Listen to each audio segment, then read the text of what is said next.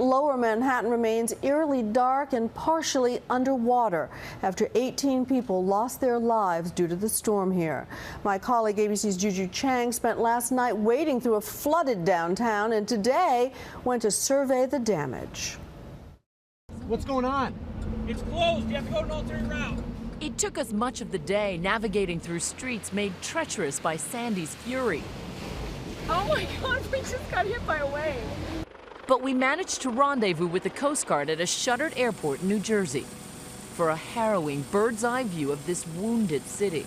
Yeah, look at this whole neighborhood right here. Oh, man. It's devastated, my goodness. That building's gone entirely. Their mission, to get a more accurate picture of Sandy's impact. Just more flooding down here on the left side.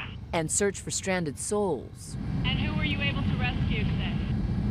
I had to rescue a couple, male, female.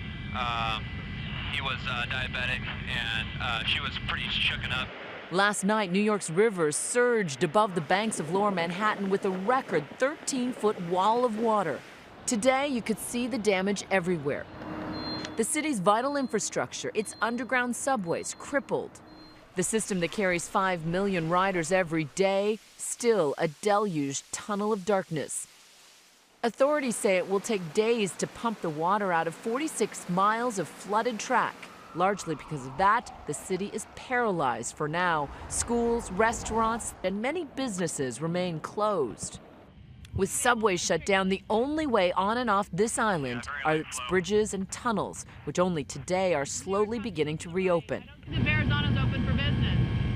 Last night, we met the Bradshaw family who live in the shadow of the World Trade Center and ignored mandatory evacuation orders to ride out the storm with their 18-month-old baby. And we are taking this seriously, but we're also prepared, and I think that's half the battle, is being prepared. They lost power, and at high tide last night, river water chest deep plowed into their lobby. Today, they reversed course. Well, the plan is to head uptown to someplace with power, Midtown, and to stay in a hotel for the next 3 nights until I fly out to Florida to visit family. They evacuated down 15 flights of stairs in darkness. Oh my goodness, that is amazing. But flying out of this city is easier said than done. All 3 New York area airports remain closed. Looks like LaGuardia is just sinking into the ocean there. That's LaGuardia down there. It normally handles 1,000 flights a day. Now, a modern-day Atlantis. It looks like a river. It does. I couldn't even see it at first.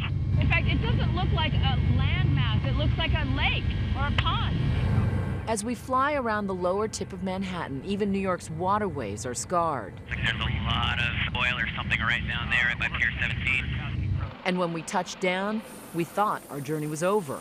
The Coast Guard guys dropped us off at the Wall Street helipad, which has clearly sustained a lot of damage. There's flooding in here. We're locked. We're locked in. We hit another obstacle. Either we go for a swim in the river or we have to go over that fence. There's no way out. Here goes nothing. I'm out. Tonight, this was the scene in Lower Manhattan as we made our way back uptown. Every one of these skyscrapers are without power. They're just dark. There's no street lights. There's no stoplights. In fact, the only lights are the headlights of the Con Ed trucks frantically trying to restore power. As they work through the night, which may be fitting for a city that never sleeps. I'm Juju Chang for Nightline in Manhattan.